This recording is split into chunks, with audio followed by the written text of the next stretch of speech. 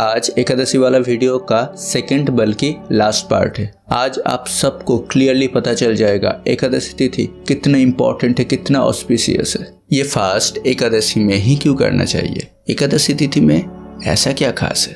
तो ज़्यादा time waste न करते हुए चलिए शुरू करते हैं।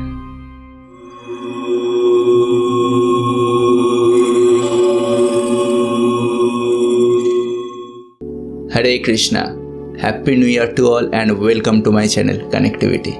अब डिस्कशन को थोड़ा आगे बढ़ाते हैं। अमावस्या से पूर्णिमा तक एंड पूर्णिमा से अमावस्या तक ये जो टाइम पीरियड है ना, इस टाइम पीरियड में जो लहरें आते हैं, जो टाइड्स आते हैं, वो इन्हीं दो टाइम पीरियड में आते हैं, 11th एंड 12th डे। तो अगर उस वक्त हम लोग सात्विक खाते हैं, क्योंकि ह्यूमन बॉडी का 75% वाटर होता है and everything is control by our brain, तो हम लोगों का इमोशनल टाइड्स भी सात्विक होगा। लेकिन अगर हम तामसिक खाना खाएंगे तो चंद्र की वजह से जो टाइड्स आएंगे, व्यक्ति की इमोशनल अप्स एंड डाउन्स, वो भी तामसिक होगा। मतलब व्यक्ति को एंजाइटी, डिप्रेशन, लोनलीनेस ज़्यादा फील होगा, गुस्सा भी ज़्यादा आएगा उसे। ये सब कुछ होता है क्योंकि व्यक्ति सात्विक आहार ग्रहण नहीं करता है, और सबसे ज़्यादा सात्विक होता है फ्रूट्स।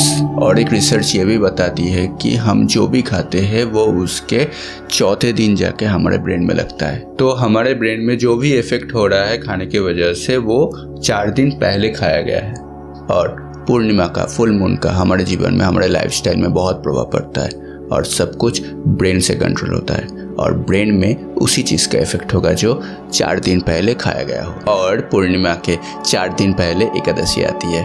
तो समझा पा रहा हूँ कि किस तरह से ये एक ऑस्पिशियस डे है with astronomical explanation. And the last but not the least, spiritual reason. शास्त्र की दृष्टि से एकादशी करने का क्या रीजन होना चाहिए। अकॉर्डिंग टू द स्क्रिप्चर्स, भगवान ने पाप पुरुष की रचना की, और पाप पुरुष की डेफिनेशन देना नहीं चाहता हूँ मैं।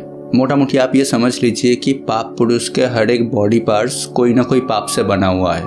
उसका पैर, उसका मुंह, उसका जीभ, उसका गला, उसका आंखें, उसका कान, सब कोई ना कोई पाप से बना हुआ है। अगर आपको चाहिए तो आप कमेंट सेक्शन में बताइए, आपको पर्सनल बेसिस में भेज दिया जाएगा, नहीं तो पॉज करके स्क्रीनशॉट ले सकते हो। और ये कोई काल्पनिक कहानी नहीं है, अपने मन से मैं आपको कुछ भी नहीं बोल रहा हूँ। पद्म पुराण में जयमिनी ऋषि अपने गुरु महाराज महर्षि व्यासदेव को एकादशी के महात्म्य के बारे में जब पूछा, तब स्वयं व्यासदेव के द्वारा बोला गया है। तो ये पाप पुरुष का काम है लोगों के बुरे काम के हिसाब से उसको पाप अलॉट करना।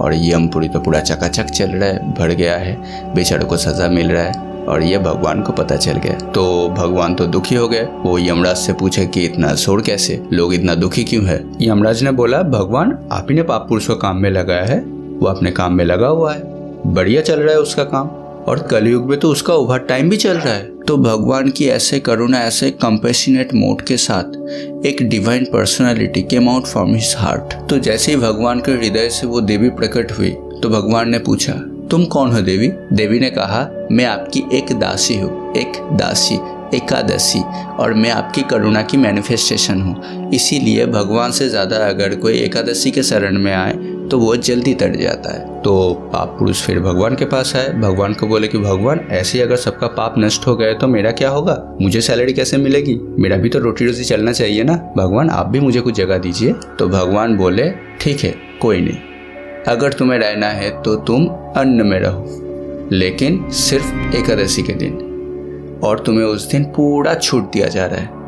उस दिन जो कोई भी अन्न खा रहा है उसको तुम अपने मर्जी से कुछ भी पाप लगा सकते हो। मतलब एकादशी के दिन अगर कोई अन्न खा रहा है तो उसे वो वाली पाप भी लग जाएगी जो वो कभी ना किया हो। तो वो कहेगा, अरे मैंने ये कब किया था भाई। तो पूछो उसे, एकादशी के दिन अन्न खाया था क्या। तो बोलेगा, हाँ खाया था। अरे आपको पता नहीं, हम खाते पीते घर के लोग हैं, कभी कभी तो टंगड़ी वो भी चलता है। तभी तो पाप पुरुष के पास जो पाप हाई डिमांड में था वो भी आपके ऊपर चिपका दिया। फिर कोई पूछ सकता है कि इसका कोई साइंटिफिक रीजन है क्या। ऑफ कोर्स है। एक्चुअली होता क्या है कि ग्रेन्स रिटेन वाटर, तो उसके वजह से बॉडी से टॉक्सिक रिलीज नहीं हो पाता है। But if you taking fruits then toxic body से रिलीज हो जाता है। अगर आप चाहते हो आपका फिजिकल हेल्थ अच्छा रहे, आपका मेंटल हेल्थ अच्छा रहे, तो आपको व्रत करना चाहिए। अगर आप चाहते हो आपका स्पिरिचुअल हेल्थ अच्छा रहे, तब तो आपको डेफिनेटली एकादशी का व्रत करना चाहिए। Please start fasting on Ekadasi. This is my humble request to all of you. Even Lord Shri Krishna जब खुद श्री चैतन्य महाप्रभु के रूप में आए थे, वो खुद एकादशी व्रत का पालन करते थे। अपनी माँ सची देवी को भी रिकमेंड किए थे, आप भी एकादशी व्रत का पालन किया करो। तो ये सब है scientific explanation, astronomical explanation as well as spiritual explanation, क्यों हमें एकादशी व्रत का पालन करना चाहिए। बहुत कुछ शेयर करना चाहता हूँ बट ये वीडियो लेट। एनीवे, मेरा जो सेकंड लास्ट वीडियो था चैंट वंस वाला एंड जो लास्ट वीडियो था एकादशी फर्स्ट पार्ट वाला, उसमें आप लोगों ने बहुत सपोर्ट किया, बहुत प्यार दिया। That's for thank you so much from core of my heart. Actually होता क्या है, जब आप लाइक करते हो तब मैं खुद मोटिवेट होता हूँ, खुद एनर्जाइज्ड होता हूँ।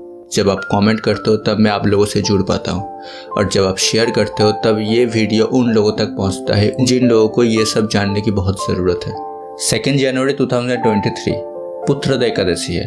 मेरा मोटिव ये है कि ये वीडियो देखने के बाद आप सब एकादशी व्रत का पालन करना शुरू कर दो, और इसी तरह से मैं हर एकादशी में उस एकादशी का महात्म्य के बारे में वीडियो बनाऊंगा ताकि आप सब एकादशी का पूरा लाभ उठा पाओ। बहुत जल्दी मिलते हैं ऐसे ही किसी स्पिरिचुअल टॉपिक या श्लोक के साथ। तब तक के लिए thank you so much. Hare Krishna.